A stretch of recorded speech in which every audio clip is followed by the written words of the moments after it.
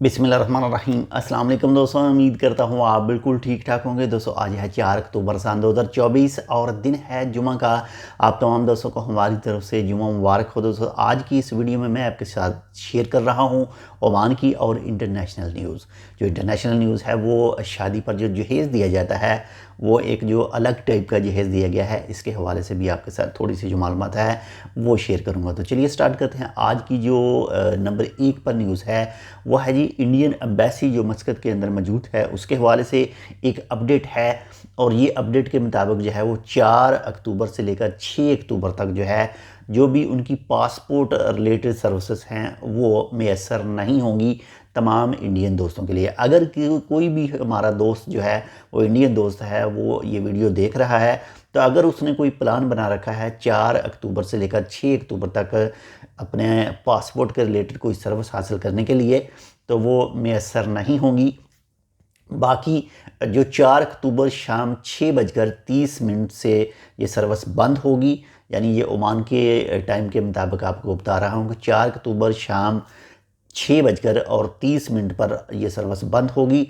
और ये सर्विस जो है वो मिलेगी दोबारा, तो वो होगी जी 6 अक्टूबर सपहर 4:30 पर। तो ये जो टोटल पीरियड होगा इसके अंदर आप ये पासपोर्ट के रिलेटेड सर्विस हासिल नहीं कर सकेंगे। इसके साथ नंबर 2 पर जो न्यूज़ है वो है ओमान मौसम के हवाले से। अभी हालिया दिनों में जो बारिशें हुई हैं, सबसे ज़्यादा जो बारिशें रिकॉर्ड की गई थी, जो सबसे ज़्यादा वादियाँ आईं वो भी वादियाँ आईं जी जो अल हजर माउंटेन हैं और उसके आसपास के जो सराउंडिंग इलाके हैं। जो ख़ास अगर बात करें हमारा किसकी जी क्या नाम है उसका, नाम भी उसका भूल गए, हाँ जी, रुस्ताक और अवाबी की तरफ से। और ओमान के महकमे मौसमियात के मुताबिक कहा गया है कि 6 अक्टूबर से लेकर और 9 अक्टूबर तक जो है वो चांस हैं अल हजर माउंटेन पर बारिशों के और इसके जो सराउंडिंग इलाके हैं, आसपास के जो इलाके हैं और जो इस वक्त मौसम के हालात हैं, जो बादल वगैरह हैं, जो भी कंडीशन है उसके ऊपर ओमान के महकमे मौसमियात जो है वो नज़र रखे हुए है। और आप तमाम दोस्तों से यही कहा गया है कि जो भी मौसम के रिलेटेड अपडेट हैं वो लाजमी जानते रहें और देखते रहें। बाकी बारिश ज़्यादा होगी, वादियों में पानी आएगा और ख़तरा भी हो सकता है, तो एहतियात हम सब के लिए लाजमी है। इसके साथ नंबर 3 पर जो न्यूज़ है वो है जी अदम में जो सालाना ऊँटों की रेस होती है वो स्टार्ट हो चुकी है। और ये है जी अलबशीर कैमल जो ट्रैक है, कैमल रेस ट्रैक है, उसके ऊपर जो है वो स्टार्ट हो चुकी है।